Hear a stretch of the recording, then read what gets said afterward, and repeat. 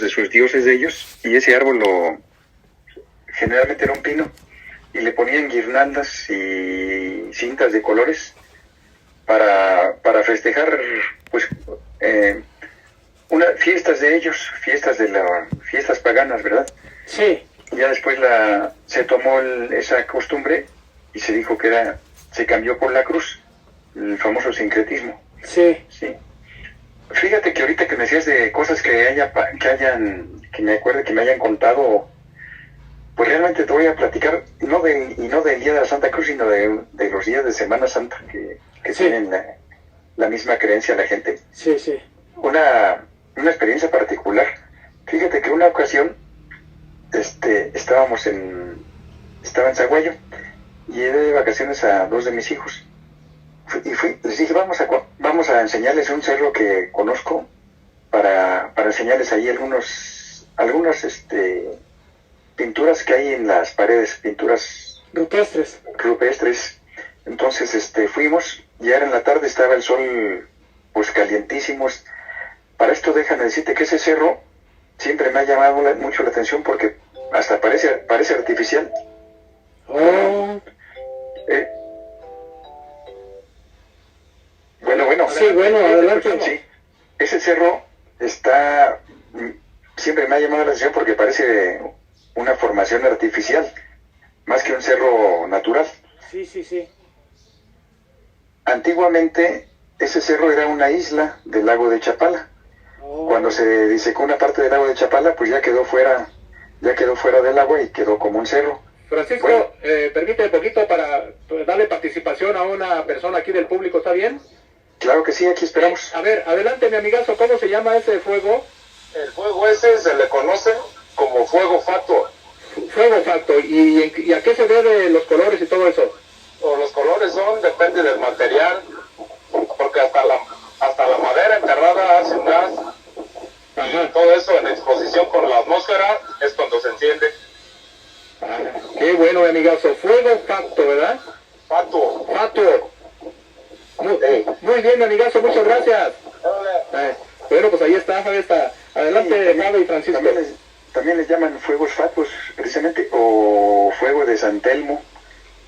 Bueno, pero te decía, fuimos a ese cerro, porque ese cerro tiene muchas cuevas y tiene muchas cosas fuera de lo común.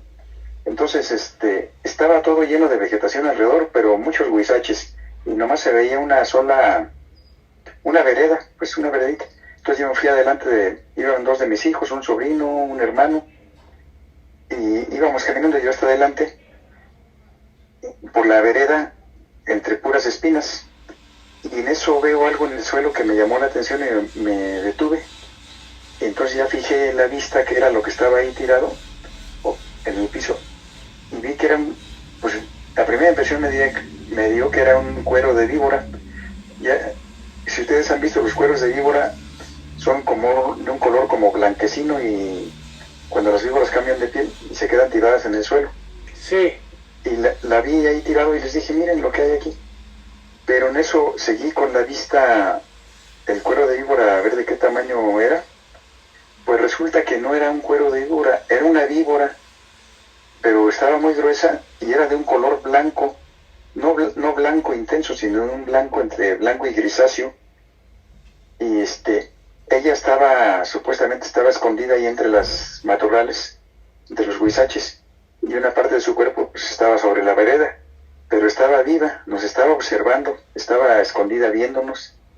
Entonces yo la volteé a ver a sus ojos, pues a su cara, y ella nos estaba viendo a nosotros, y ahí les dije, no se mueva nadie, y nos quedamos viendo un X de determinado lapso de tiempo, y todos la vimos, y todos vimos que era un animal, porque vivo, pues, empezó a moverse, empezó a recorrerse su cuerpo, y se fue, poco a poco se fue recorriendo, y se fue hacia el cerro que te comento.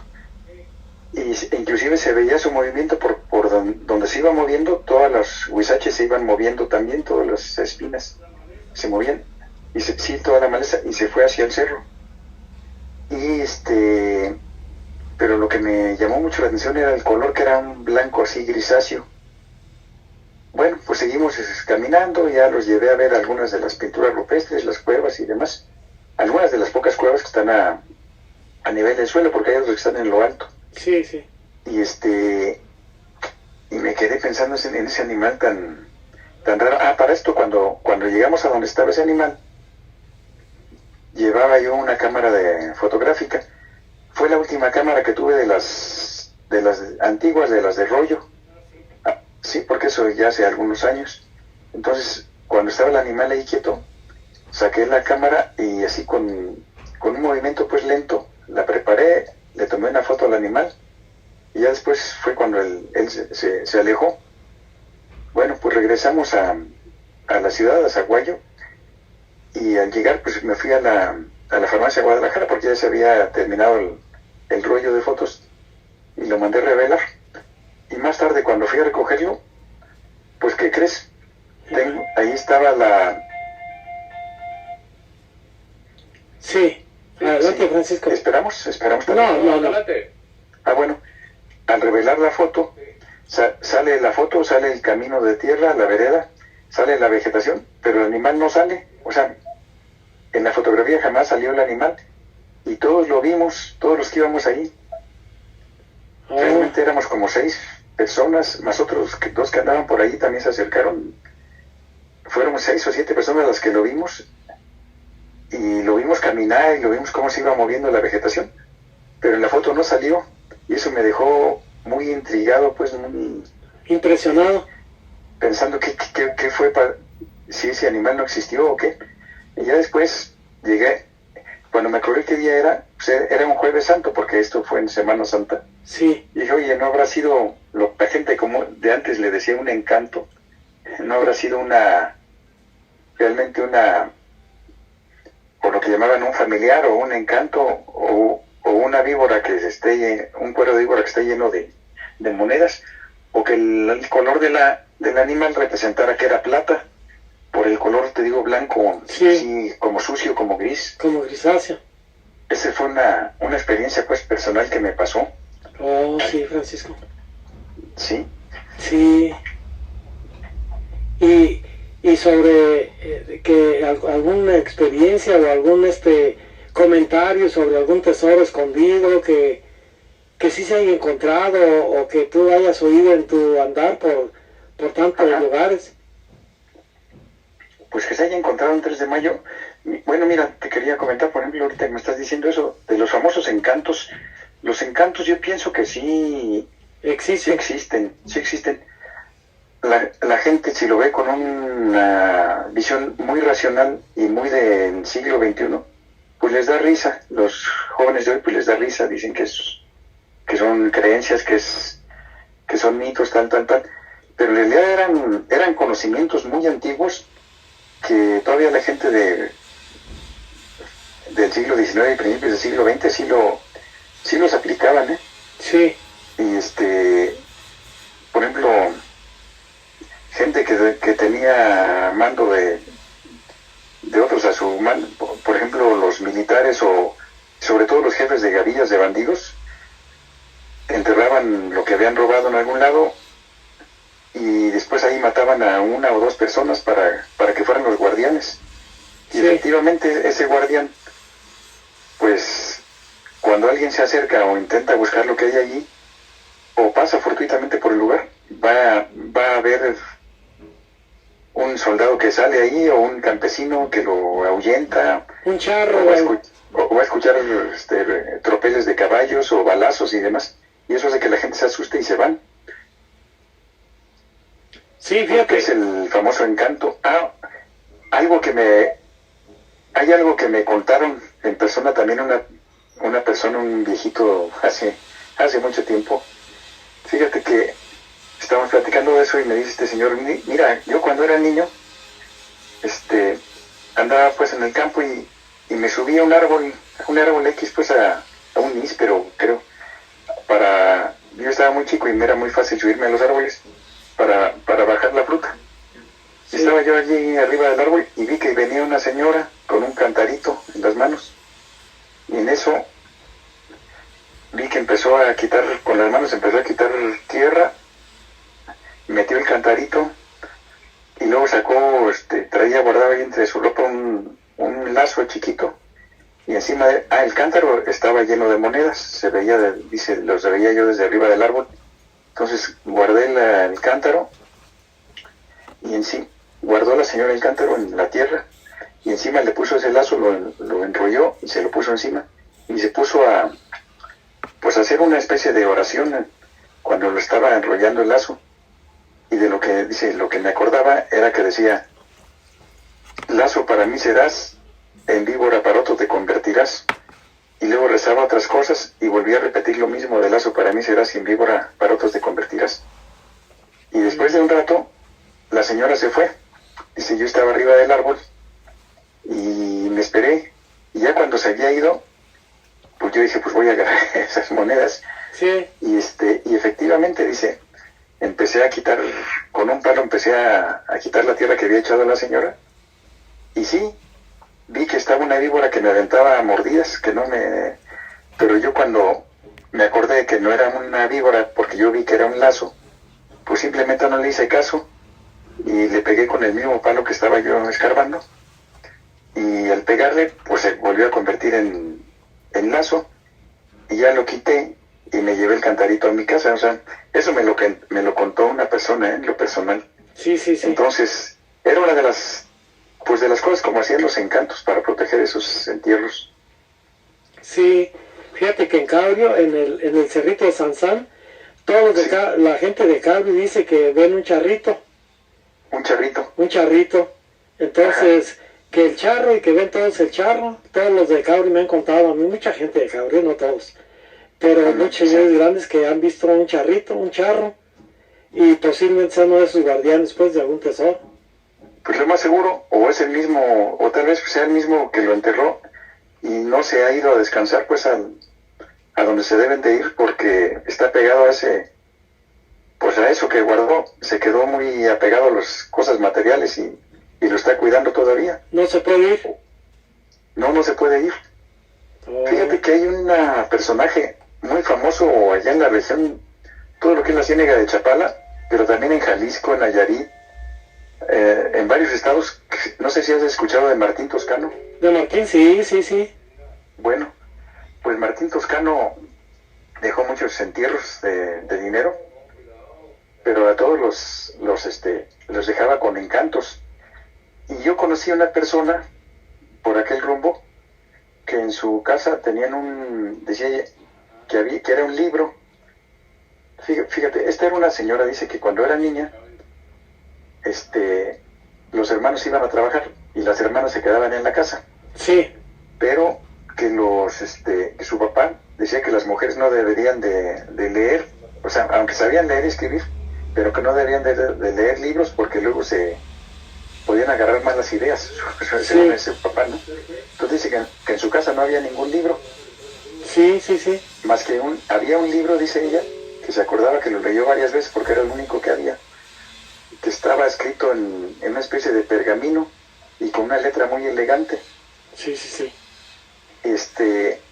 Que ya después le platicaron que ese libro era una especie como de bitácora, pues, o de cuaderno de apuntes de alguno de los que anduvo con Martín Toscano, y que estaba escrito con sangre de mula. Ah, sí. Entonces ahí se narraban varios entierros de donde había dejado Martín Toscano dinero. Sí, sí, entonces sí. que el papá de ella, con ese libro, vamos a llamarle así, fue y sí sacó varios, y el señor llegó a tener bastante dinero. Pero además de decir dónde estaba, venía también qué encanto había y la forma en que podía desbaratar el encanto.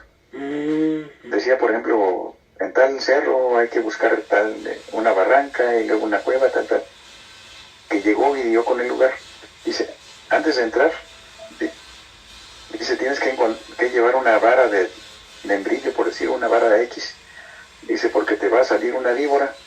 Y que sí, efectivamente salió una víbora y dice, le tienes que pegar 3 veces en la cabeza. Entonces, al pegarle 3 veces, pues ya no era víbora, era un mecate, pues un lazo. Un lazo. Dice, adentro van a estar 2 soldados.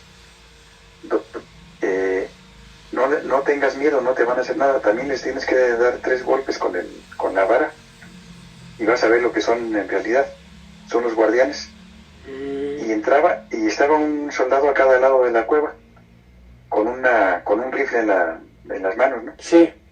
Pero entonces, al entrar ya sabiendo lo que era, le pegaba con la vara y no eran soldados, eran montones, decía ella, de huinumo, o sea, de paja. Eran pues unas como conos de paja, pues. Sí. Y con un palo atravesado que simulaba ser un rifle. Pero el que no sabía de eso, lo que veía era un soldado con un rifle en las manos. O sea, sí. Y entonces, al pegarle con la vara, pues ya se veía lo que era, y atrás de eso ya estaba el dinero ahí, pues que estaban custodiando los dichosos soldados, ¿no? Entonces este señor sí encontró algunos de los entierros, sí, pero porque en ese libro, pues, o diario, ahí decía cómo desbaratar el encanto. Sí. Sí, en realidad creo que, pues para mí es el dichoso encanto, sería una especie como de candado, una alucinación, pues visual o auditiva o de las dos cosas, que se queda guardada en el tiempo y aunque pasen años, se va a volver a ver. Esto lo conseguían pues haciendo técnicas que ellos sabían de hacer que habían aprendido pues durante siglos.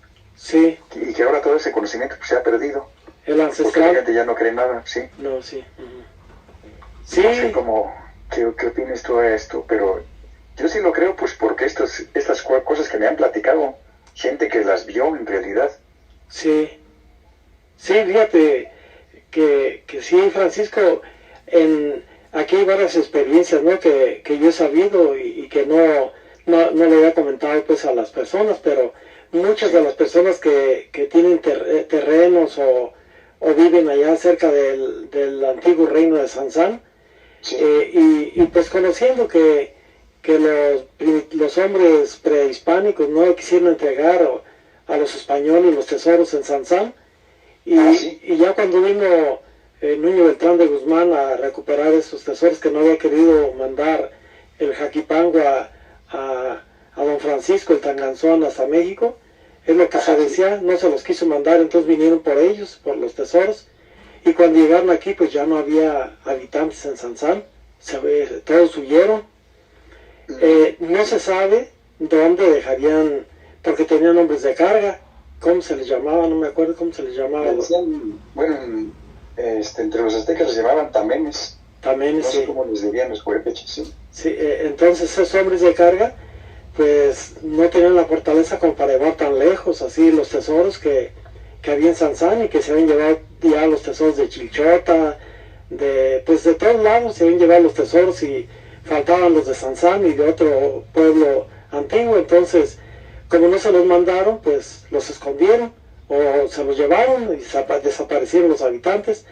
Entonces yo he escuchado a muchas personas de Caurio, si me están escuchando algunos amigos de Caurio sabrán de lo que les estoy hablando, y también los vecinos de ahí de Sansán también saben de lo que estamos hablando, de ese charro que se encuentra por allí y que lo ven, posiblemente sea uno de los guardianes de aquellas creencias antiguas que nos narra Francisco, y que eran pues los guardianes posiblemente de aquel gran tesoro. Lo encontrarían, o yo no sé qué pasaría, pero por ahí debe de estar, y pues es mucho.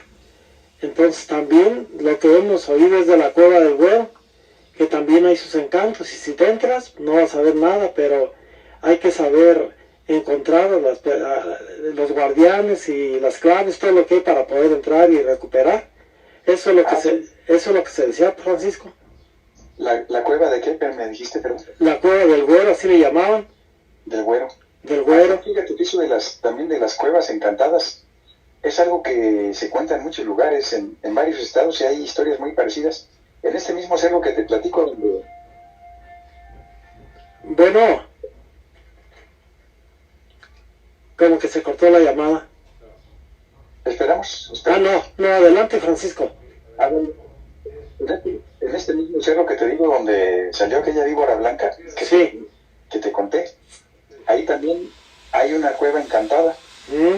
Y te digo, yo había escuchado esa historia de varias personas, pero buscando y buscando y buscando, porque siempre, como es las cosas que me interesan, pues las busco y me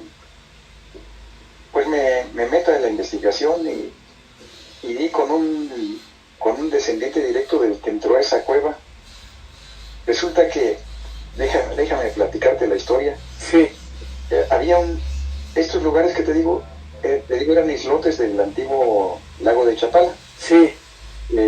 Vamos a decir, en los primeros años del siglo XX se disecaron la parte del lago del lado de Michoacán, hicieron un bordo, le llaman el bordo de Puebla. Ahí para Pajacarán y todos ahí. Sí, entonces muchas de toda esa parte del lago se secó. Se secó. Y lo que habían sido islotes, pues ya quedaron como pequeñas lomas, los cerritos, pues cerros chicos o lomas. Bueno, esperamos tantito. Sí, por favor, aquí tenemos una llamada también de otro del público. Sí, adelante, adelante, primo. ¿Cómo estamos, pues? Bien, bien. Yo me sé, pues, así, las historias que han contado, pues, así entre la gente, que una vez, pues, ya para lo que viene siendo la Cruz del Cerrillo, dicen, pues, que allá hay, pues, bastante oro y plata, y que hasta han ido personas, aquí del pueblo, así, a quererlo sacar, y dicen que se pone y la cosa ya cuando está por sacar, o que salen caballos de barro y hasta truenos y quién sé qué tanto, hasta del susto se corren y se descalabran y todo eso, que se pone feo, y hasta los perritos y todo eso, cuando nos arrima uno para allá, se sacatean y lloran, y como haz de cuenta, como cuando algo pues no les gusta y le dan para atrás. Hey, ajá. Era lo que le quería contar, pues. Qué bueno, mi amigazo, pues muchas gracias también por su aportación, Ándele. Gracias, mi amigo. Sí. Y adelante, Javi, Francisco. Sí, pues lo que dice el Señor, pues es un encanto. Un encanto. Es una alucinación visual y auditiva, porque se oyen caballos y se oyen a lo mejor balazos y demás cosas. Pues ahí sí realmente hay, aparte de tener algo de valor, hay que saber cómo desbaratar el encanto para poder acceder a lo que está ahí guardado, ¿verdad?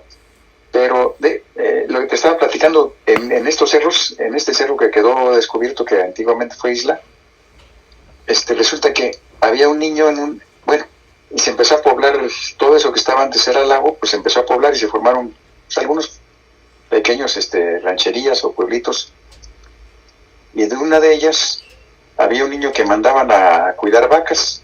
Sí. Un niño chico, pues, y pues un día lo mandaron a llevar las vacas, y luego al regreso pues no encontraba una de las vacas, y pues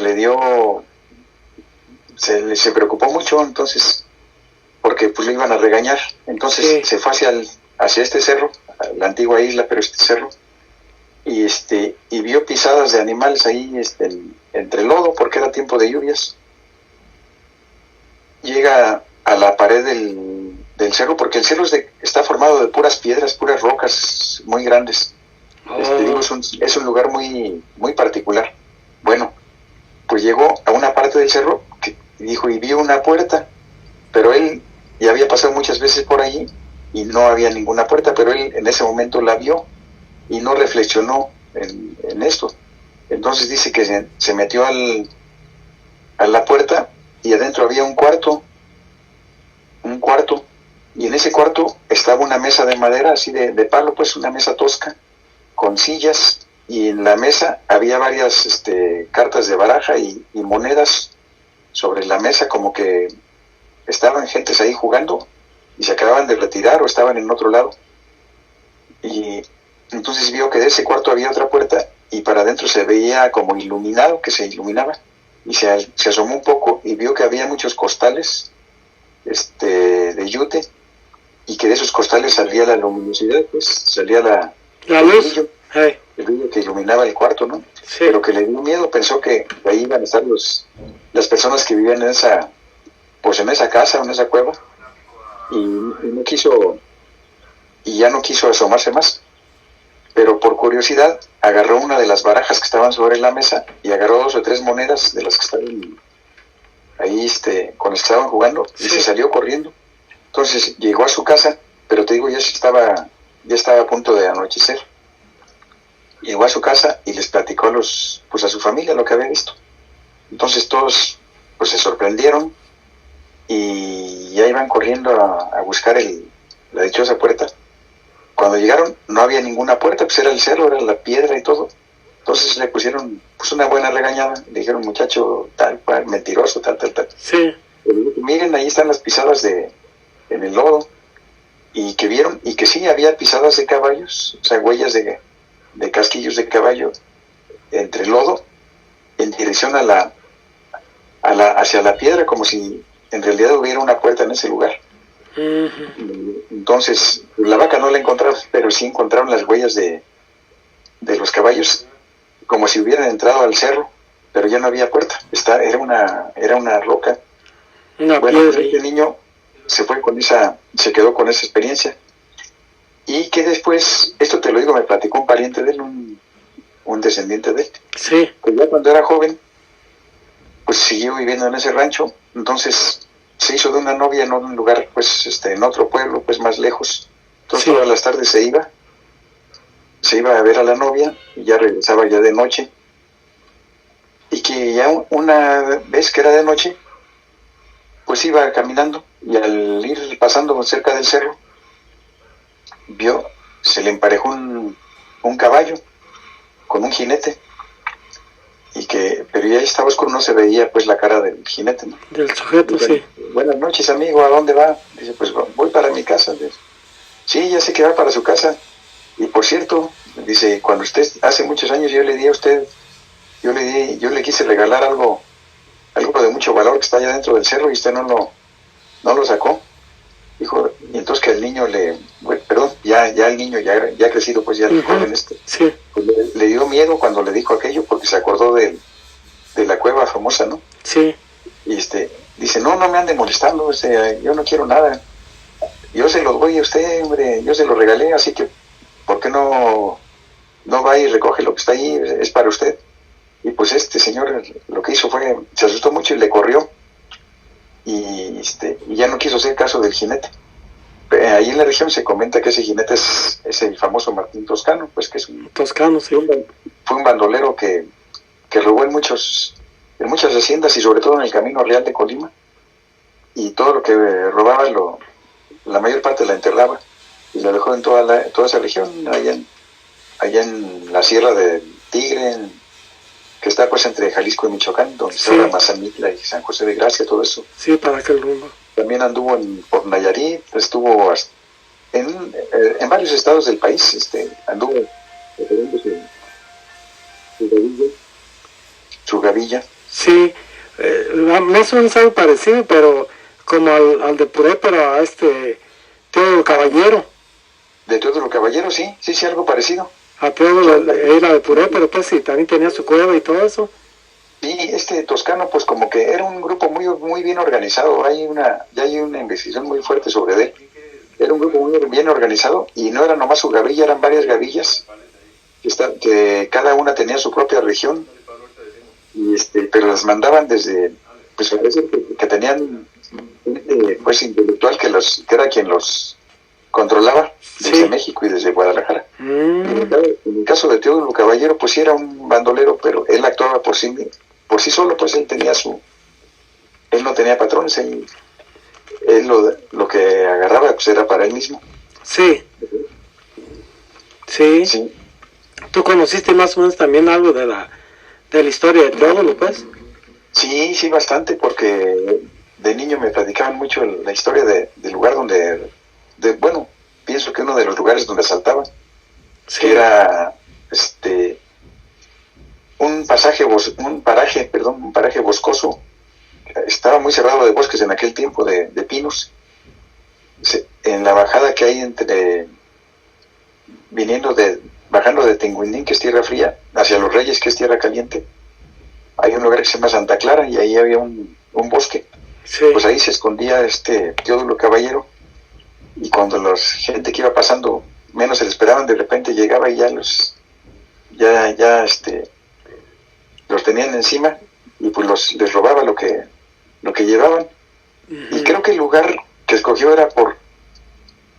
era porque también muchos arrieros que iban y venían de Cotija, cuando regresaban de Tierra Caliente, lo que era Zapatzingán y toda esa región, cuando llegaban de allá, que habían vendido toda su mercancía, ya llegaban, ya traían mucho dinero en efectivo, dinero en oro, pues efectivo. Sí. Pues él sabía que por ahí tenían que pasar para llegar a su pueblo, a Cotija. Entonces pues ahí los robaba. Y precisamente en ese lugar un comerciante de Cotija fue donde mató a Teodulo Caballero.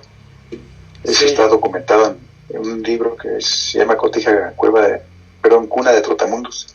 Ahí está narrado cuándo y quién mató a Teodulo Caballero. Sí. Precisamente después de un asalto. Sí, los Barragán de Cotija. Sí. ¿Y dónde tenía la cueva Teodulo Caballero? ¿Alguna que tú conociste? Pues de la que me habían contado un señor que conocí en los años 80. Él me platicó que en el Cerro del Cobre, que está ahí atrás de Purépero precisamente. Sí, entre Valle de Guadalupe y acá. Sí, este señor me decía que cuando era niño que era muy pobre y que lo mandaban a cuidar chivos, pero que allá arriba del Cerro del Cobre, pero Sí. que duraba pues varios días, una semana, por decir, allá cuidando los chivos, viviendo ahí con ellos. Sí. Y que varias ocasiones llegó a ver a una persona que llegaba a caballo, pues solo, que en el caballo llevaba él decía que varias bolsitas amarradas de la silla de montar. Pues que de lejos lo veía y lo saludaba, que inclusive alguna vez pasó cerca de él y le regaló una moneda. Le dijo: mira, amigo, te regalo esta monedita. Y que él lo llegó a ver, que iba hacia arriba del cerro, que llegaba a una cueva y que ahí se metía y bajaba las bolsitas que llevaba amarradas en la silla del caballo. Que él nunca supo quién había sido, y que ya que creció fue cuando le dijeron que ese jinete pues era Teodulo Caballero, supuestamente otras personas que lo conocieron. Sí, ahí se quita el terreno de don Bruno Salazar, el abuelo de Bruno. Ah, sí. Sí, fíjate que todo eso, pues, todas esas historias de tesoros de los bandidos, que ese Teodulo Caballero vivía pues aquí en uno de los portales de Purépero. Sí. Sí, y pues después se dedicó pues a bandolero, de bandido pues en los caminos reales y por todos lados. Sí. Siendo aquí de Purépero, y tienes razón, una de las cuevas de Teodulo Caballero está en el Cerro del Cofre. Ajá, sí. Y otra está allá en el cerro, en el Cerro del Medio, que le llaman allá, yendo para la Barranca del Tejamanil. ¿Cerro del Medio? Cerro del Medio, el Cerro de la Barranca Honda. ¿Y eso para dónde queda? Más o menos. Queda aquí en la Sierra de Purépero, más o menos en la Sierra de Purépero, sí. Sí, en el lado oriente, sur-oriente de Purépero hay una sierra. Hay unos montículos, unos cerros que están separados del eje neovolcánico acá del Cerro del Alberque y todo eso. Y estos montículos del Cerro del Tacuache para allá se le llama la Sierra de Purépero, que es su provincia del eje neovolcánico, pues. Ah, sí. Y fíjate que me estoy acordando antes de que se me olvide. Hubo un señor con el que yo platiqué varias veces. Para esto este señor ya tenía 80 y tantos años y pues varias veces lo vi. Murió ya como de 95 años, pero estaba perfectamente lúcido en su estado mental, muy lúcido. Sí. Y con mucha memoria. Él era también originario de Cotija. Entonces yo le preguntaba yo muchas cosas y nos poníamos a platicar. Él vivía en Jiquilpan, porque ya murió. Sí. Y alguna ocasión le pregunté: oiga, ¿usted llegó a oír hablar de un bandolero que asaltaba pues a los arrieros de Cotija, que se llamó Teodulo Caballero? Y me dijo: ah, sí, cómo no. Y me empezó a platicar varias cosas. Dice, él me contó en qué lugares era donde prefería asaltar, esperar a los viajeros y a los comerciantes para asaltarlos, ¿verdad? Sí. Yo antes tenía la idea de que Teodulo era un bandido solitario, así como pintan a Robin Hood, que él andaba el pueblo. Pero él me dijo que no, que tenía su grupo. Sí, tenía organizado. Su grupo. Sí. Y que tenía pues también sus informantes, que había algunos cómplices de él, pues que se hacían pasar como arrieros que andaban recogiendo carbón en el cerro, y le avisaban.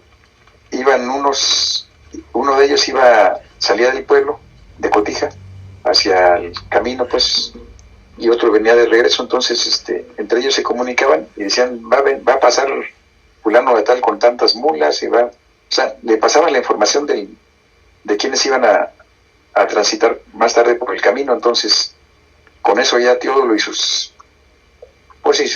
compañeros de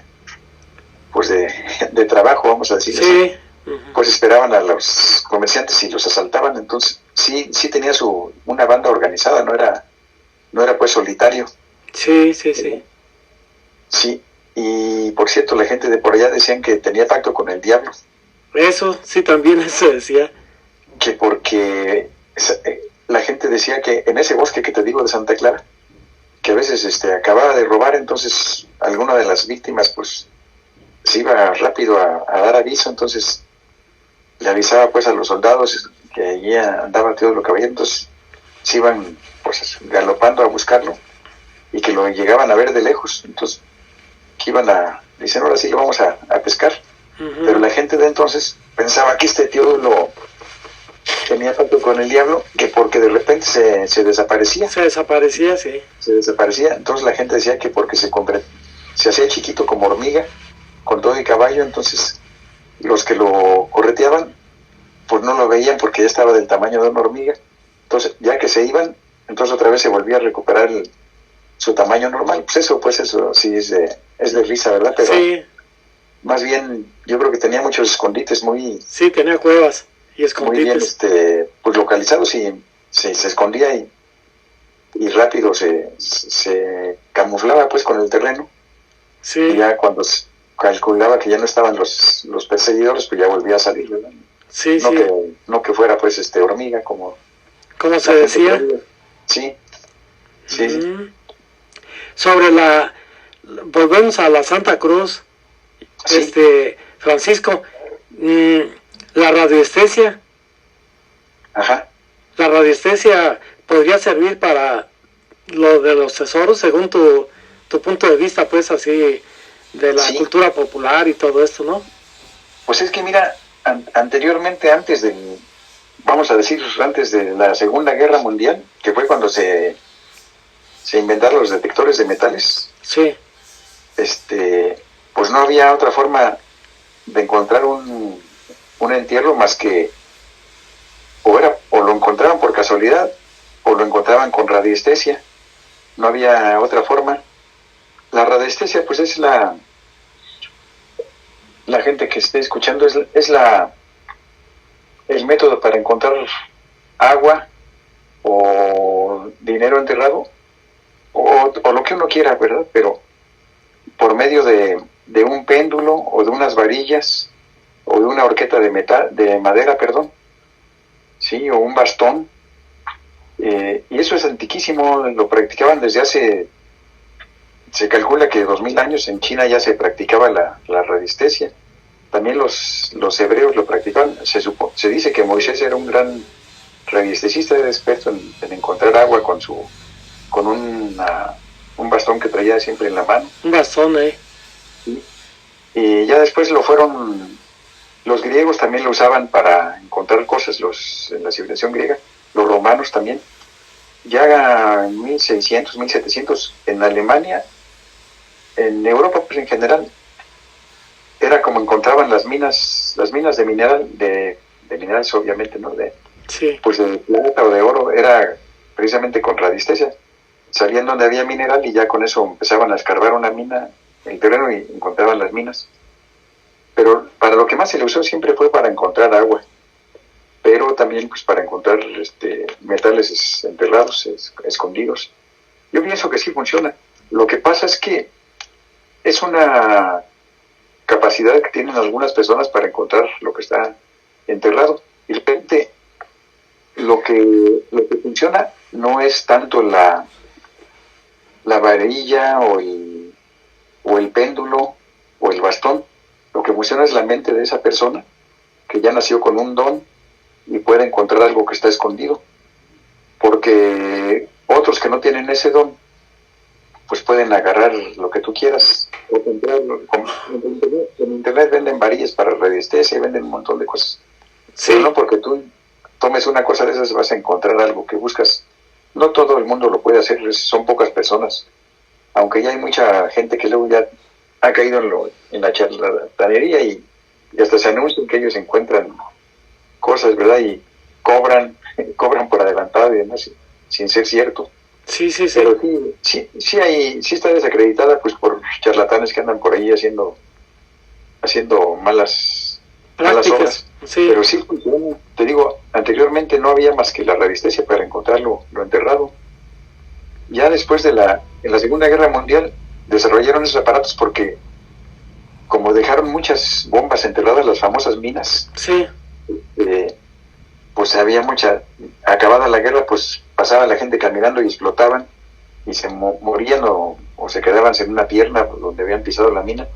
Entonces desarrollaron los detectores de metales para encontrar esas minas, y con esos mismos detectores de metales pues empezaron la gente a buscar que pensaban que en cierta casa había dejado alguien un dinero enterrado y nadie sabía dónde. Pues se compraban un detector de esos de minas y con eso buscaban. Aquí en México, la persona que se compró un detector de esos para buscar y encontró varios se llamó Vicente Contreras Vázquez, que es muy conocido, que escribió varios libros sobre búsqueda de tesoros. No sé si has escuchado de él. Él era de aquí de Michoacán, era de Zitácuaro, pero tenía su negocio allá en México.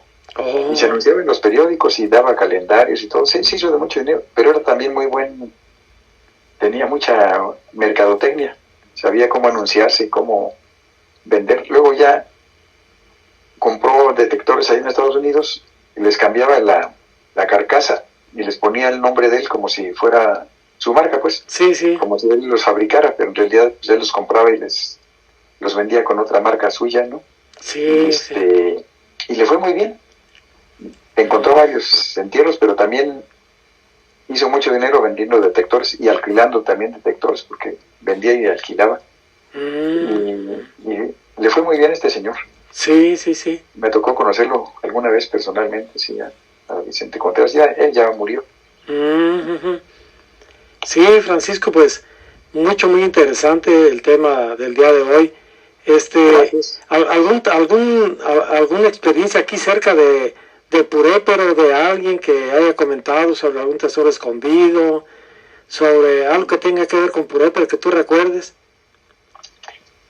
Pues no quisiera abrir muchas expectativas, pues, pero pues sí hay algunos comentarios por ahí, inclusive uno que me hicieron a mí en lo personal hace unos pocos años, estando precisamente en el Cerro del Cobre.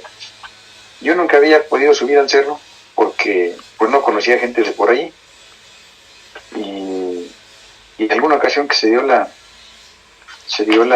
oportunidad, pues hubo yo lo que quería era encontrar la famosa cueva esa que me habían contado de Teodoro Caballero, y llegamos a lo que es el Cobre. En la parte alta del Cobre, fíjate que está plana, es una superficie plana. Inclusive ahí se ve vi que tenía huellas de que se ha sembrado, que se ha arado la tierra, ¿no? Sí. Y me decían que posiblemente esa cuevita estuviera, le que llamaban el cerrito de Reinaga. ¿Perdón? ¿De Reinaga sería? No, de Don Bruno. Sí. Bruno, que creo que fue antepasado de tu compañero de cabina. Sí. De Don Bruno, que a lo mejor ahí estaba esa cueva. Total, pues como no encontramos la cueva, pero estando allí, se comentó de un bandolero que anduvo en esa región, ahí del Valle de Tangancícuaro, y que allá en ese cerro había enterrado el producto de un robo que hizo en Chinchota. unas barras de oro supuestamente. Yo pienso que fue de la gente de los que anduvieron con Inés Chávez, que no eran revolucionarios, eran pues bandoleros. Sí, bandoleros, ¿verdad?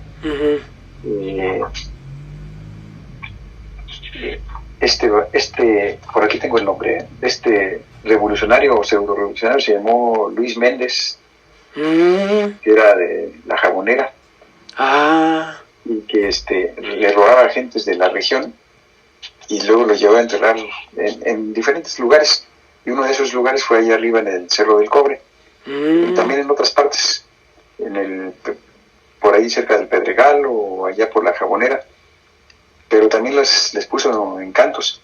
De ese del Cerro del Cobre, precisamente de los que andaban con él, les dijo, a ver vénganse dos de ustedes que me ayuden a enterrar esto que traemos aquí, y a los demás los mandó a que se fueran a otro lado a descansar. Entonces se fueron con él, hicieron un hoyo, y ya que veían, dice, vamos a echar ahora aquí el oro que traemos. Aventaron el oro, y ya que estaban aquellos ahí adentro del pozo acomodando el oro, sacó la pistola y los mató para dejarlos de guardianes. Entonces él ya solo tapó el hoyo, dejó ahí el oro, y a sus dos cómplices pues lo dejó ahí ya muertos. Y este señor con el tiempo se fue a Estados Unidos, ya nunca regresó porque tenía miedo de que si regresaba lo iban a matar. Pues alguna de las gentes que había perjudicado, ¿verdad? Y pues ahí se quedó y ya nadie lo ha sacado. Que se sepa, ¿verdad? A lo mejor, o si alguien lo sacó, pues no lo va a platicar. No. Eso es lo que sé por ahí cerca, fíjate.